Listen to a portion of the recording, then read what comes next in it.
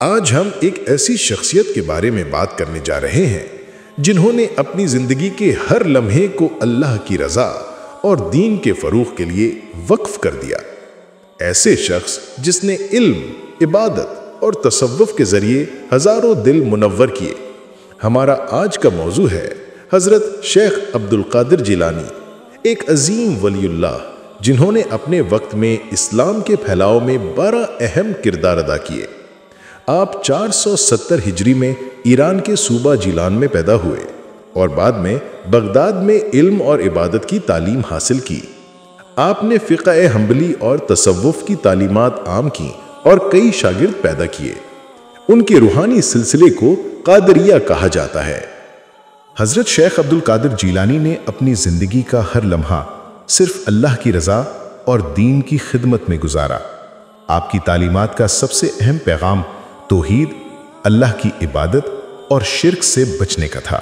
آپ نے لوگوں کو ہر طرح کے فریب، جادو، شرک اور شیطانی وسوسوں سے بچنے کی تعلیم دی اور انہیں سکھایا کہ حقیقی سکون صرف اللہ کی عبادت اور اس کے قریب ہونے سے ملتا ہے۔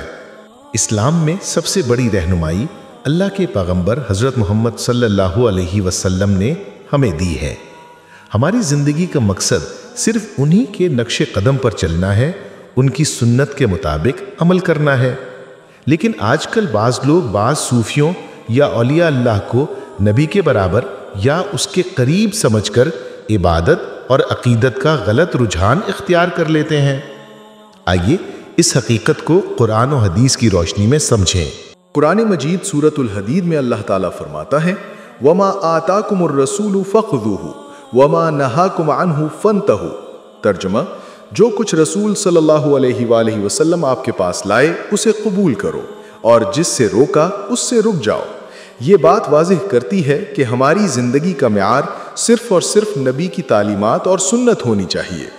حدیث میں بھی آیا میں تمہارے لیے 2 چیزیں چھوڑ کر جا رہا ہوں، قرآن اور میری سنت، اگر تم ان پر عمل کرو گے تو کبھی گمراہ نہیں ہوگے۔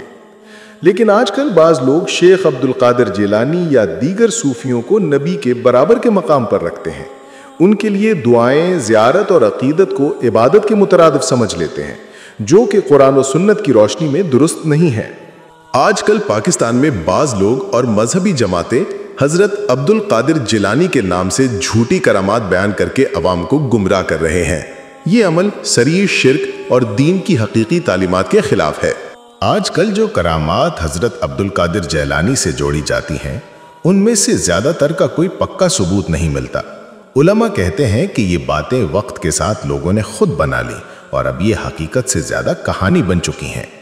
اگرچہ حضرت جیلانی ایک ولی اور عالم تھے، لیکن ان کا ذکر قرآن یا مستند احادیث میں بطور نبی یا اللہ کے قریب درج نہیں۔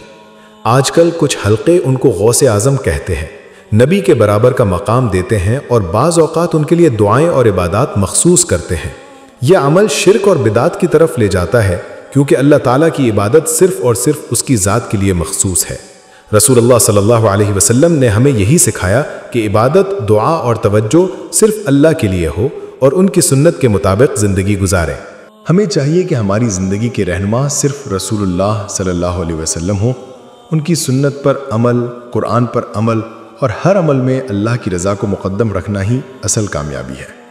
صوفیوں یا اولیاء اللہ کی باتیں سننا یا ان کے اخلاق سے متاثر ہونا جائز ہے، لیکن ان کو نبی کے برابر قرار دینا، ان کے لیے عبادت کرنا یا ان کی کرامات کو معبودانہ سمجھنا اسلام کے خلاف ہے۔ اصلی روحانیت وہی ہے جو قرآن و سنت پر مبنی ہو، نہ کہ بدعات اور غلط عقائد پر۔ حضرت شیخ عبد القادر جیلانی کی زندگی سے ہمیں سیکھنا چاہیے کہ علم اور تقوی کی قدر کریں، عبادت اور ریاضت میں محنت کریں، لیکن کبھی بھی ان کو نبی کے برابر نہ مانیں۔ قرآن اور حدیث کی ہدایات ہمیں واضح راستہ دکھاتی ہیں۔ صرف نبی صلی اللہ علیہ وسلم کی سنت کے مطابق زندگی گزارنا ہماری اصل رہنمائی ہے۔ آئیے ہم سب اس نصیحت پر عمل کریں اور بدعات، شرک اور غلط عقائد سے بچیں تاکہ دنیا اور آخرت میں کامیابی حاصل ہو۔ لہٰذا اپنی زندگی کو صرف قرآن اور سنت کے مطابق ڈھالیں، ہر عمل میں اللہ کی رضا کو مقدم رکھیں اور بدعات اور شرک سے بچیں۔ اگر آپ کو یہ ویڈیو پسند آیا ہو تو سبسکرائب کریں، کامنٹ میں اپنی رائے ضرور دیں اور لائک کرنا نہ بھولیں تاکہ زیادہ سے زیادہ لوگ قرآن اور سنت کی صحیح رہنمائی سے مستفید ہو سکیں۔ اللہ ہم سب کو نبی صلی اللہ علیہ وسلم کے نقش و قدم پر چلنے کی توفیق دے، آمین۔